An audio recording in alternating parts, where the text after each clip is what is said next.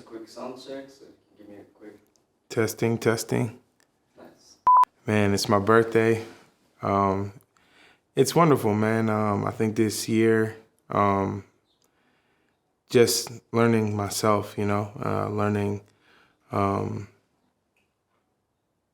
to react to different situations, For me, it's been a journey, especially just becoming sober for almost 2 years, and just how to incorporate that into everyday life. I've been blessed to know that, like, I don't think about drinking as much, or as often as I used to, and I think that that's like one of the biggest blessings for me. Always staying creative, always wanting to learn new things, man. So it's been cool, man. Life is good. Drinking wasn't a problem. I felt like, it was part of everyday life and a way to be creative, or a way to be,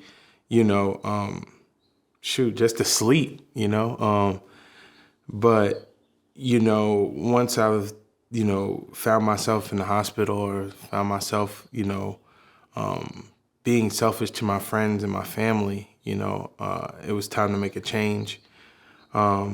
So,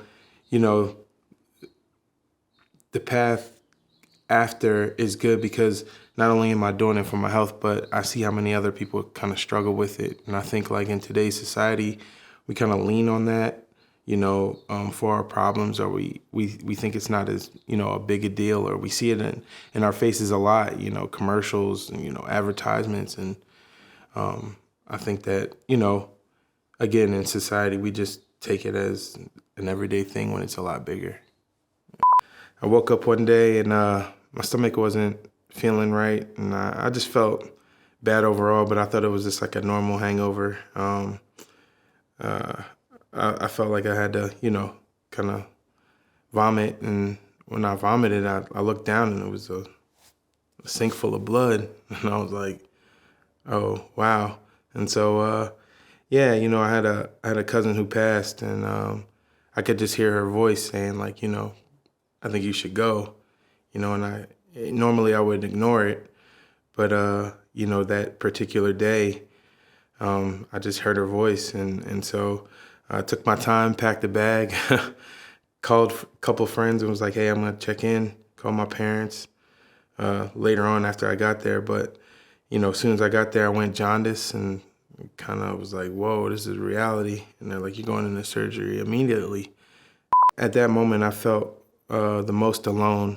And I know I had support from friends and family and my parents again, and my son and the mother of my child.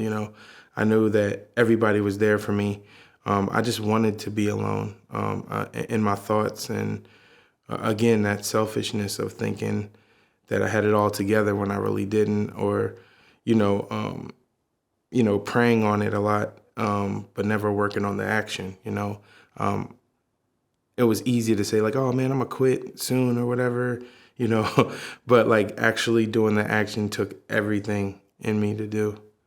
At first it was kind of weird getting back into, like, your social settings, and people were like, is it okay if if I drink around you, or is it okay if, but I think people do their own thing, like for me, if whatever makes you happy, or whatever, keeps you healthy, but it just wasn't healthy for me at all.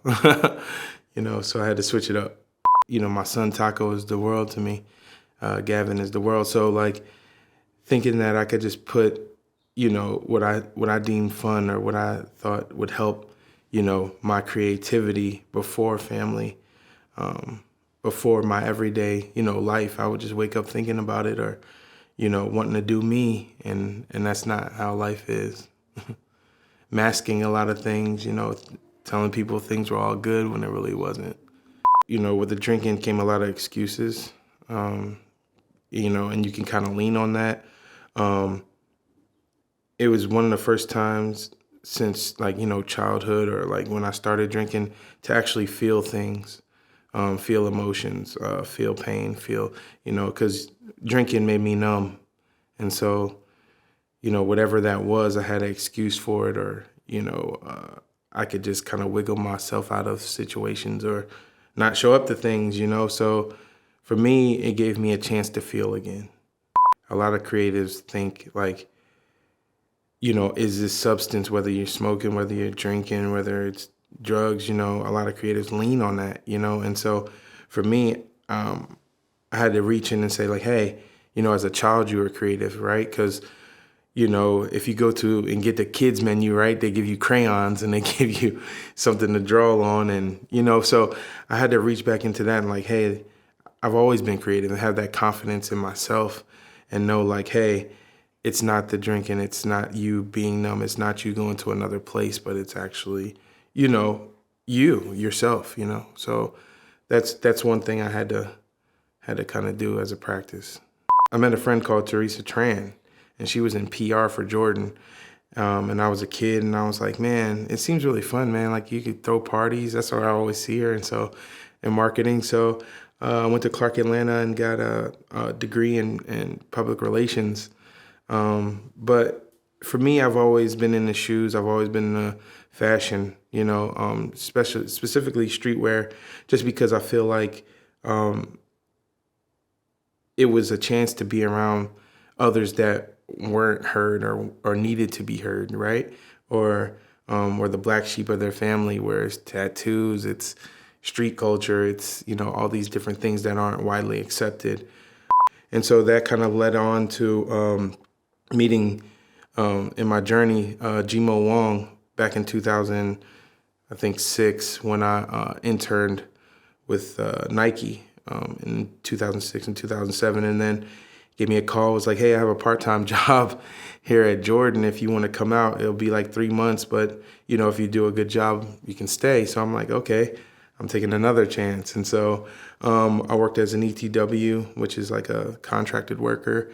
And man, that just led into like bigger projects, you know, and I'm just so thankful for that time and everybody I was able to meet and come in contact with, because I really learned teamwork, you know, and building a team and working with a team, and not always being, you know, creating solo, you know, and creating with a team. You have to kind of lean into other people, right? Or have them pour into you, or share all these different ideas and come up with a common, you know, common product, you know, or whatever project we were working on. Believing in myself and believing in my thought process in projects, you know. You put something out there, you see it on a screen, or you see it, you know, go from screen to actual, you know, retail. But in that process, it's a bunch of marketing. It's a bunch of, you know, thought process and how people are going to react to it. And so even when they post it early, you know, you see a bunch of trash cans, or you see a bunch of, you know, fire emojis, and it's humbling. You know, for me, it's still, I get so much, you know, love off of things that I think through, but I can appreciate a trash can just as much, you know. I love when somebody doesn't, you know, like what I'm putting out, because it's real, it's humbling. It brings you back down to earth. So no, I wouldn't take it to heart, because I think the biggest thing is making people feel, right? So if I can, you know, bring out emotion, I think that's the win, right? So if you hear a song and you're beating your head, but like, oh, you know, those lyrics or whatever, at least I can make an opinion, or I can at least make you think about what it is I made, you know. And so what, for the good or the bad, you know, at least I made you, I made something happen, you know. So I was working at Wish, and I can remember the first time me and my team were posted on Hypebeast, and like, it was me, Alex, and Mikey, and I think Gavin was there, and we just ran around the office, man. And it was like, wow, we really made a post on Hypebeast. And this was like early, you know, 2007, 2008, you know, when that was like a huge, huge deal. And it still is, you know.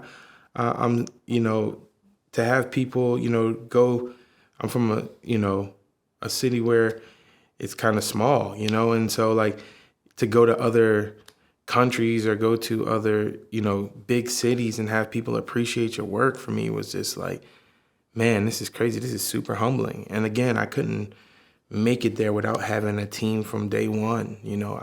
Again, working with a lot of people and just thankful for that and those relationships. I never knew I was so particular about things. And I know that sounds kind of like asshole, but like for me, I don't know like the proper, what you are to be OCD or like really but I thought through a lot of things and I care about a lot of things. And so like I had to let some of those emotions go, just be a little bit more open. I'm a kind of creature of habit. If it's not broke, don't fix it kind of guy. But like I'm learning to expand and learning to like, hey, let's try something new. Or, it's not about being in this one lane. It's funny because I don't do that creatively, but I just do it in my regular life. So I'm working on that. I'm working through that for sure. My son Gavin is creative, just organically and naturally. And it's just so funny to see his way of thinking. Or sometimes I look and like we'll do the same kind of movements or, our mannerisms are the same. So it's like, man, just to be present, I think after sobriety, just really hearing him out. And he's at a very, tender age of 12. So now it's like really honing in on his emotions and really honing in on, his dreams and what he wants to be. And I want to fuel whatever that is. I don't care if it's, from sports to music to, bigger like religion, however he wants to, see himself. I want to be able to support that. When you're in those times, you don't really say like, oh, this is going to be something that people remember. You do your best to make those times good. And so I think we have to live in the right now and live in the presence that we're in, and I think we're always worried about the future, or we're worried about, things of our past, but how do you live in the present? I think that's the pressure. Because again, 2020, we didn't see nobody ever told us like a pandemic was coming and what that did, for us as a human race, to see the world shut down and no movement, some people, you can ask them, those times were the greatest for them because they actually got to slow down, Some people who are fast were like, oh man, I can't handle this, So again, I think it's, being concerned with the right now, seeing it through a different lens or one where kids can now relate, not to like go back on Jordan Brand, but like, some of these kids have never seen MJ play live or know what that feeling of what he provided, so like now you transfer that into Trav or somebody who they can really relate to and say, hey, this is the biggest stage, right? This is when you've made it, and so that greatness that he provided kind of can transfer and go into new stories, I like watching documentaries because I like to see the point of view, right, of the downfall and the rising, right, or what that pattern or what that process is. Because I think that we all, we reach this high, and then there's this thing that humbles you. And then how you get through that or navigate through that and go further and how other people can learn from it is the real thing. So for me, I'm just inspired by the story or the process of life. In Black or brown communities, mental health isn't something that you talk through. You just say like, oh, this person seems like they're doing their thing. Or if it's the other spectrum of it, right, it's like this person's mad crazy, but like, you don't know what brought them to where they're at, and so I think keeping a clear mind, keeping, a prayerful voice, definitely,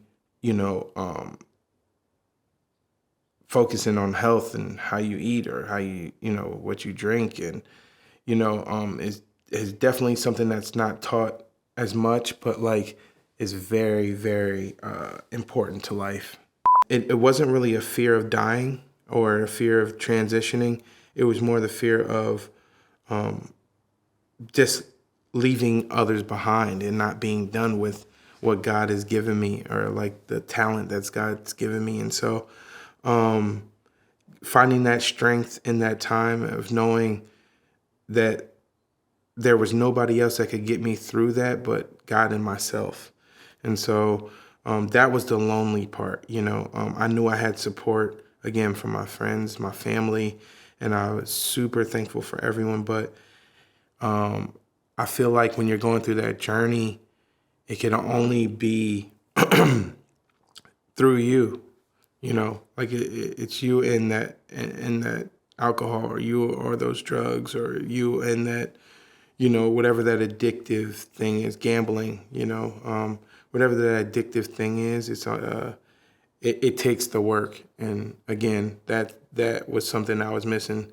The thrilling thing for me is just seeing like the younger creatives kind of coming up, and having a name for themselves, because it's cool to be a player, but it's better for me to be a coach, and some people can't really see that. Like, I know that there's this white hot space where you're popping, but like, it's somebody else's chance now, and I think that a lot of kids will surpass anything I'm doing, because again, the technology is going up, like the innovation is going up. And I think, like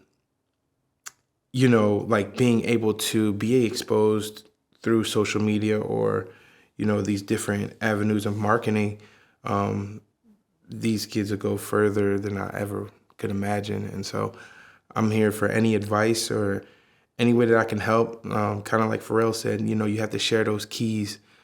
Perfect. Now it's good to be able to get some of the things I was thinking through for a while, just to put it on camera and to be vulnerable. I think that's what drew me to you guys, because it's like not a lot of times are we showing that vulnerable side of ourselves. We always try to mask it, and you can show a picture on Instagram or whatever platform you use to show that you're doing good, but are you really? And so thank you for that question, because it was hard. And even when I did try to mask how I felt, I've never truly done the work. And like right now, it feels so good that I'm working through that honestly, not just with myself but with others.